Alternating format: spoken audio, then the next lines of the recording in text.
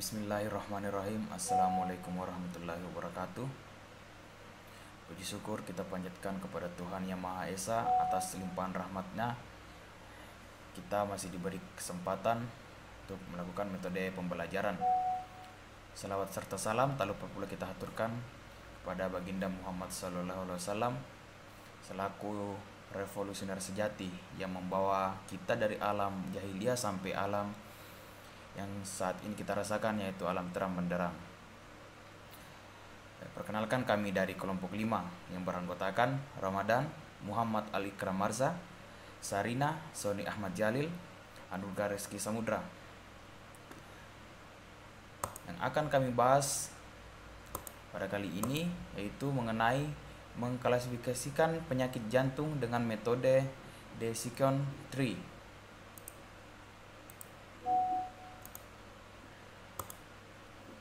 Masuk bagian pembahasan pertama, yaitu abstrak. Jantung adalah salah satu organ vital manusia yang berfungsi untuk memompa darah ke seluruh tubuh. Peran jantung yang sangat penting membuat penyakit jantung menjadi faktor kematian yang paling tinggi di Indonesia pada tahun 2014 sampai dengan 2019. Pada penelitian ini dilakukan pengklasifikasian untuk mempermudah ahli jantung dan penggolongan data menggunakan bahasa Python. Dalam penelitian ini, penulis melakukan simulasi penerapan bahasa Python pada tes pasien penyakit jantung dalam melakukan evaluasi model dengan penyusunan confusion matrix terlebih dahulu. Diperoleh tingkat akurasi sebesar 97,0873%, rekal sebesar 95,0896%, presisi sebesar 93,333%, dan F1 skor sebesar 97,4529%. Berdasarkan hasil evaluasi ini, dapat disimpulkan bahwa penggunaan metode algoritma Decision Tree dalam bahasa Python classification cukup baik dalam mengklasifikasikan penyakit jantung.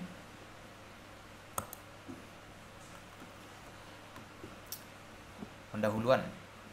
Penyakit jantung adalah kondisi ketika bagian jantung yang meliputi pembuluh darah jantung, selaput jantung, katup jantung, dan otot jantung mengalami gangguan. Penyakit jantung biasa disebabkan oleh berbagai hal, seperti sumbatan pada pembuluh darah jantung, peradangan, infeksi, atau kelainan bawaan. Jantung adalah salah satu organ vital yang mempengaruhi kinerja seluruh organ tubuh manusia untuk menunjang kehidupan dan mempunyai fungsi untuk memompa darah ke seluruh tubuh. Penyakit jantung adalah salah satu penyebab kematian tertinggi secara global, tak terkecuali di Indonesia. Menurut data dari Organisasi Kesehatan Dunia atau yang disingkat biasa WHO, penyebutan bahwa kematian akibat penyakit jantung menyumbang 32% angka kematian secara global, dengan estimasi mencapai 17,9 juta orang per tahun. Tidak sebanding dengan banyaknya penderita penyakit jantung, jumlah dokter yang menangani penyakit jantung di Indonesia masih terbatas. Oleh karena itu, dengan kemajuan teknologi diusahakan berbagai cara untuk membantu kinerja para dokter untuk menangani penderita penyakit jantung. Salah satunya adalah bantuan teknologi machine learning dengan algoritma. Decision Tree atau Decision Tree adalah sebuah metode pengambilan keputusan dengan menyusun setiap opsi atau pilihan menjadi bentuk bercabang. Itulah kenapa metode ini disebut dengan pohon keputusan, karena bentuknya yang seperti sebuah pohon yang memiliki banyak cabang dan ranting maupun akarnya. Metode yang satu ini bisa dibilang menjadi salah satu yang cukup populer karena mudah untuk dipahami. Decision Tree bisa membantu memilih salah satu dari beberapa pilihan tindakan. Decision Tree juga bisa digunakan untuk metode prediksi klasifikasi. Decision Tree biasanya dimulai pada satu node atau simpul, kemudian bercabang untuk menyatakan pilihan-pilihan yang ada. Decision Tree juga dikenal sebagai CART, Classification and Registration Tree. Pada penelitian ini akan dilakukan penerapan algoritma Decision Tree dengan menggunakan dataset penyakit jantung yang diunduh dari Kaggle berdasarkan latar belakang penelitian yang sudah dipaparkan. timbul rumusan masalah yang akan dibahas pada makalah ini, yaitu bagaimana hasil penerapan algoritma di second tree dalam mengklasifikasi penyakit jantung. Dari rumusan masalah tersebut, penelitian ini bertujuan untuk menerapkan algoritma di second tree pada pengklasifikasian penyakit jantung dan memperoleh tingkat akurasi terbaik. Adapun manfaat dari penelitian ini diharapkan dapat memperkuat pemahaman terhadap metode klasifikasi di second tree dan dapat gambaran tentang penerapannya dalam kehidupan nyata. Selain itu, penelitian ini diharapkan dapat menambah wawasan mengenai metode klasifikasi, terutama metode di second tree. 2. Metode penelitian. Penelitian ini akan membahas penerapan algoritma decision tree pada klasifikasi penyakit jantung. Langkah-langkah dalam melakukan klasifikasi penyakit jantung menggunakan algoritma decision tree yaitu 1. Menyiapkan data yang akan digunakan. 2. Data di pre-processing dengan memisahkan dataset menjadi data latih dan data uji dengan perbandingan yang ditentukan. 3. Menerapkan algoritma decision tree. Penelitian ini akan menggunakan penerapan bahasa Python pada klasifikasi penyakit jantung. Langkah-langkah dalam melakukan klasifikasi penyakit jantung bahasa Python yaitu pertama, menyiapkan data yang akan digunakan. 2. Membuat indeks HTML untuk menampilkan sebuah data di browser. Dataset yang digunakan adalah dataset pasien penyakit jantung yang memuat 1025 data dengan 13 atribut, di mana 12 atribut berupa input dan 1 atribut berupa target. Target yang dihasilkan adalah 0 untuk data pasien yang tidak mengalami penyakit jantung dan 1 untuk data pasien yang mengalami penyakit jantung. Algoritma decision tree. Algoritma decision tree digunakan untuk membangun pohon keputusan yang mudah dimengerti, fleksibel, dan menarik karena dapat divisualisasikan dalam bentuk gambar. Algoritma ini secara rekursif mengunjungi setiap simpul keputusan, memilih pembagian yang optimal sampai tidak bisa dibagi lagi. Konsep yang digunakan untuk memilih entropi yang optimal adalah dengan information gain atau entropy reduction. Beberapa tahap dalam membuat sebuah decision tree atau pohon keputusan dengan algoritma, yaitu mempersiapkan data training dapat diambil dari data histori yang pernah terjadi sebelumnya dan sudah dikelompokkan dalam kelas-kelas tertentu. 2. Menentukan akar dari pohon dengan menghitung nilai gain yang tertinggi dari masing-masing atribut atau berdasarkan nilai indeks entropi terendah. Contoh rumusnya seperti berikut. Yang ketiga, menghitung nilai gain menggunakan rumus seperti yang digambar. Yang keempat, perlu diketahui suatu terminal baru yang disebut speed information dengan rumus seperti yang tertera. Selanjutnya, menghitung rasio menggunakan rumus seperti yang tertera. Evaluasi model. Dalam melakukan evaluasi model ini akan menghasilkan nilai akurasi dari sebuah model yang sudah melalui proses training. Dan dalam prosesnya tidak hanya nilai akurasi saja yang diperhatikan, tetapi diperlukan juga matriks evaluasi lainnya yang lebih komprehensif seperti precision, recall, dan F1 score. Untuk menghitung semua itu pasti diperlukan penyusunan confusion matrix terlebih dahulu. Apa itu confusion matrix?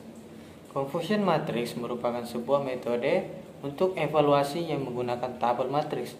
Dari matriks tersebut dapat terlihat bahwa jika dataset terdiri dari dua kelas 1 dianggap sebagai positif dan lainnya negatif.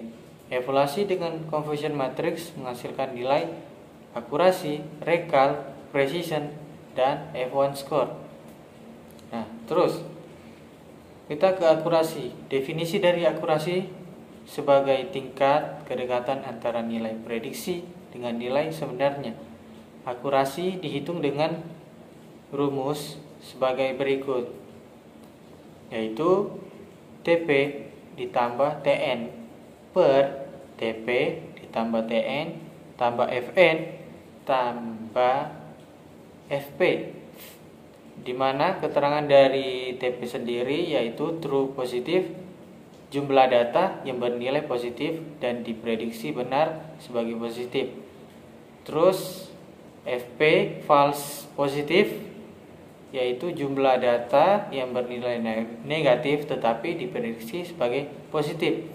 Terus TN true negatif, jumlah data yang bernilai negatif dan diprediksi benar sebagai negatif. Dan terakhir FN false negatif, jumlah data yang bernilai positif tetapi diprediksi sebagai negatif. Oke, untuk menghitung rekal itu menggunakan rumus sebagai berikut, mana rekal sama dengan TP per TP ditambah FN.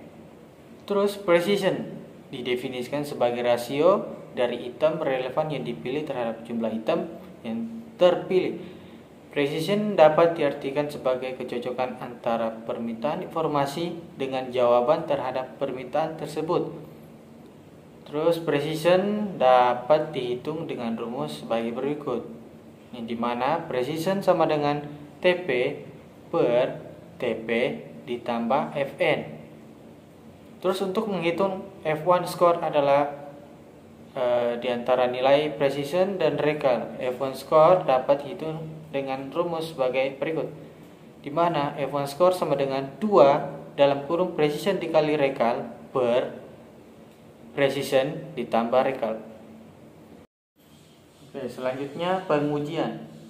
Pengujiannya sendiri kita menggunakan software sebagai alat penelitian, di mana softwarenya tersebut merupakan aplikasi, yaitu Visual Studio Code dengan menggunakan bahasa pemrograman Python. Terus untuk model pengujiannya sendiri kita bisa lihat pada gambar berikut, di mana dimulai dari start, kedua insert dataset, ketiga gathering informasi. Setelah itu split validation, di mana pertama data training, kedua data testing, ketiga model algoritmanya. Setelah itu memunculkan tampilan prediction, dan terakhir end atau selesai. 3. Hasil dan pembahasan. Pada hasil pembahasan kita menggunakan dataset pasien penyakit jantung yang kemudian memuat 1025 data dengan 13 atribut, di mana 12 atribut berupa input dan ada satu atribut yang berupa target. Kemudian pada satu atribut berupa target dia menghasilkan 0 dan 1, di mana 0 untuk data pasien yang tidak mengalami penyakit jantung dan 1 untuk data pasien yang mengalami penyakit jantung. Kemudian kita memanggil dataset. Sebelum kita memanggil dataset yang akan digunakan, ada library pendukung untuk memanipulasi data dan untuk visualisasi data dengan sintaks seperti import pandas ASPD, ada yang namanya from scaling model selection, ada juga from scaling tree, ada juga namanya from scaling matrix import. Setelah itu kita lanjut ke langkah selanjutnya, yaitu dengan memanggil dataset. Kemudian kita menggunakan sintaks data sama dengan pd.read csv training csv data info. Setelah itu akan muncul dataset penyakit jantung dengan keterangan ada usia, jenis kelamin, jenis nyeri dada, tekanan darah saat istirahat, ada nama kadar kolesterol, kadar gula darah, kondisi EKG, detak jantung maksimal, depresi, kemiringan puncak, jumlah pembuluh darah, dan kelainan darah talasemin. Selanjutnya gathering information. Pada langkah ini kita akan mendapatkan informasi pada dataset yang akan kita gunakan. Kemudian menentukan nilai atribut dan kelas. Langkah ini di mana nilai atribut dan kelas akan ditampung ke dalam bentuk variabel X dan Y, di mana variabel X akan berisi nilai atribut dan variabel Y akan berisi target kelas. Kemudian bagaimana caranya? Dengan menggunakan sintaks X sama dengan data drop dan Y sama dengan data target. Dan namanya split data validation. Langkah ini membagi dataset menjadi dua, yaitu data training dan data testing. Data dibagi dua dengan bobot sebesar 80 80/20, di mana 80% data yang akan digunakan sebagai data training dan 20% data yang akan digunakan sebagai data testing. Kemudian kita bisa memanggil ini dengan menggunakan sintaks X-training, S-test, Y-training, dan Y-test sama dengan training test split. Selanjutnya itu penerapan algoritma decision tree. Nah, setelah dataset sudah dibagi menjadi dua, langkah selanjutnya adalah menerapkan data training pada algoritma decision tree. Nah, dengan menggunakan sintaks berikut. Nah, di sintaksnya itu terdapat model decision tree classification, kemudian random state 42, model fit, X-train, dan Y-train. Kemudian mendapatkan hasil klasifikasi decision tree atau decision tree klasifikasi randomnya. Nah, pada penjelasannya itu perlu terlebih dahulu untuk mengetahui model yang digunakan untuk melakukan penerapan algoritma. Kemudian itu langkah selanjutnya adalah memanggil fungsi decision tree dengan mendefinisikan nilai random set 42. Kemudian ada validasi dan evaluasi. Langkah selanjutnya dalam penelitian ini adalah melakukan validasi dan evaluasi terhadap hasil pengujian. Nah, pada tahapan ini akan didapatkan hasil akhir dari kemampuan algoritma dalam klasifikasi dataset pasien penyakit jantung. Nah, hasil yang akan didapatkan adalah berupa confusion matrix, akurasi, skor, recall, dan precision. Nah, proses untuk mendapatkan hasil akhir menggunakan sintaks berikut. Nah, kita lihat pada gambar 13 untuk perintah akurasi dan konfigurasi matriks. Perintah akurasi itu print, akurasi skor, Y-test, dan Y-pred. Kemudian print untuk konfigurasi matriks, Y-print konfigurasi matriks, konfigurasi matriks, Y-test, dan Y-pred. Kemudian untuk melihat nilainya atau hasilnya itu di nilai akurasi sebesar 0,97, 0,873786407 767. Untuk konfigurasi matriksnya 5804342. Kemudian untuk klasifikasi rekalnya sintaksnya itu print classification report, Y-test, dan Y-pred. Nah, untuk hasilnya itu di 0 precisionnya itu sebesar 0,95, rekalnya sebesar 1,00, dan F-score-nya itu 0,97 dan supportnya itu 58. Kemudian untuk satunya itu precision-nya itu sebesar 1,00, rekalnya itu 0,93 dengan F1 score-nya itu 0,97 dan supportnya itu 43.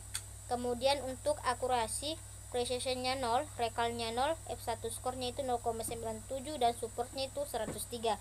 Kemudian itu marco AVG-nya itu precision-nya sebesar 0,98, rekalnya itu 0,97, F1 score-nya itu 0,97 dan supportnya itu 103. Untuk WT-AVG-nya itu precision-nya sebesar 0,97, rekalnya sebesar 0,97, F1 score-nya 0,97 dan supportnya itu juga sebesar 103. Baik, selanjutnya saya akan menjelaskan kode-kode programnya dan kemudian saya akan merunning program tersebut untuk kita melihat tampilan yang telah kelompok kami buat. Pertama, pada keempat kode ini berfungsi untuk mengimport beberapa library yang nantinya akan membantu dalam analisis data dan pembuatan model. Selanjutnya pada kode ini, di mana data dibaca dari file CSV, train.csv, menggunakan pandas dan disimpan dalam variabel data. Kemudian pada baris ini, di mana nantinya data akan menampilkan informasi mengenai struktur dataset seperti jumlah kolom, tipe data, dan jumlah nilai non-nullnya. Kemudian pada kedua kode ini, di mana atribut disimpan dalam variabel X, sementara label atau targetnya akan disimpan pada variabel Y. Kemudian pada kode ini, di mana data nantinya akan dibagi menjadi data pelatihan atau X-training dan Y-training, dan ada namanya data uji atau X-test dan Y-test menggunakan fungsi train test split. Selanjutnya pada kode ini, di mana model decision tree dibuat dan dilatih menggunakan data pelatihan. Kemudian pada kode ini, di mana model yang digunakan untuk membuat prediksi pada data uji, dan kemudian di performa model dievaluasi dan menggunakan metrik seperti akurasi, matriks kebingungan, dan laporan klasifikasi. Terus pada ketiga kode ini, dia akan menampilkan metrik evaluasi seperti akurasi, matriks kebingungan, dan laporan klasifikasi.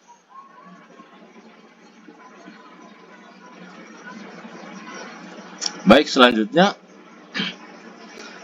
pada kode ini, di mana nanti dia akan membaca data uji dari file CSV tadi menggunakan Pandas.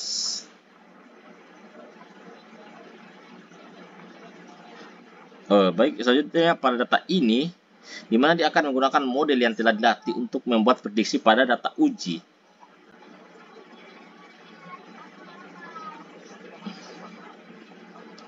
Kemudian pada kedua kode ini, dia keempat kode ini, dia akan membuat data frame dari data uji dan hasil prediksi, kemudian akan menggabungkan dan memberikan nama kolom target dan menyimpannya, karena tidak akan menyimpannya pada file CSV. Dia akan menyimpannya ke sini sebagai hasil diagnosisnya.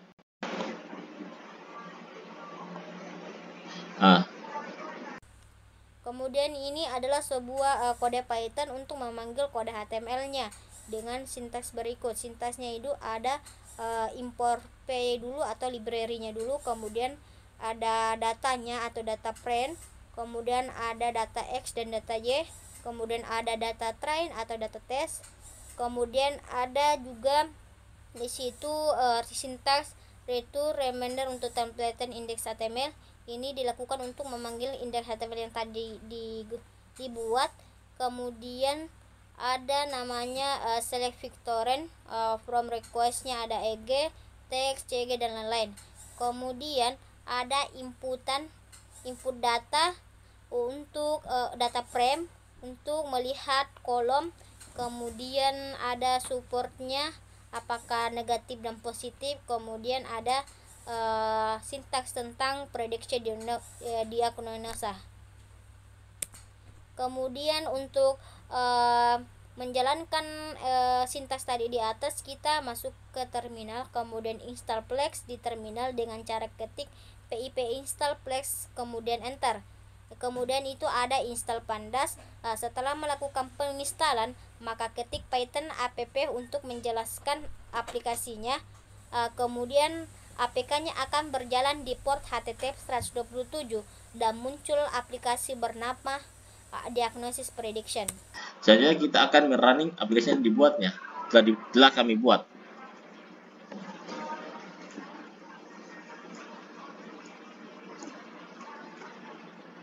Baik, cara running juga itu gampang, tinggal kita mengetik pito app.py sesuai file py yang telah kita buat. Kemudian servernya berjalan di port http://127.0.0.1 kita copy.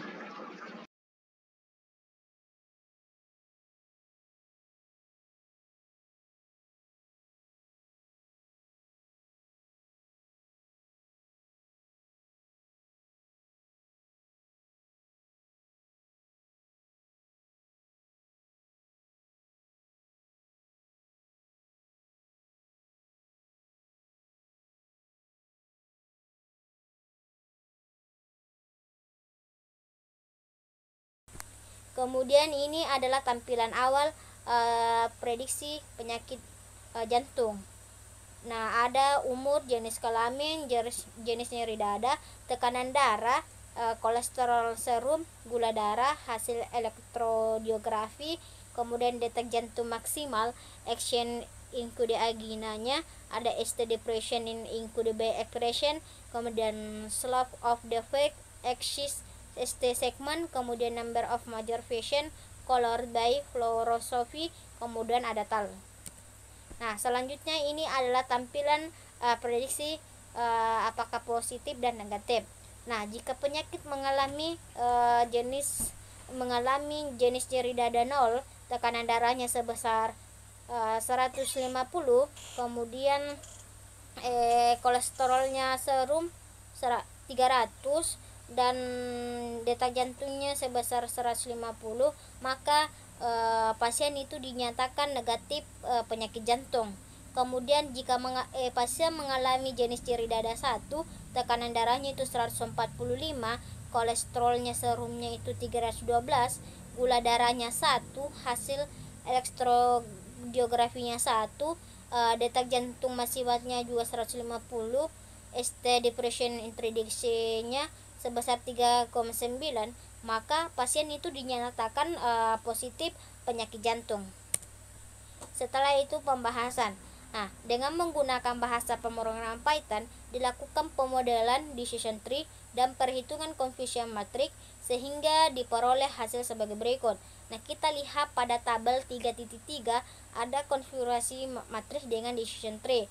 Nah, untuk T0-nya 0, TP-nya itu sama dengan 53, FP-nya itu sama dengan 0. Nah, untuk di 1, VN-nya itu sama dengan 3 dan TN-nya sama dengan 42.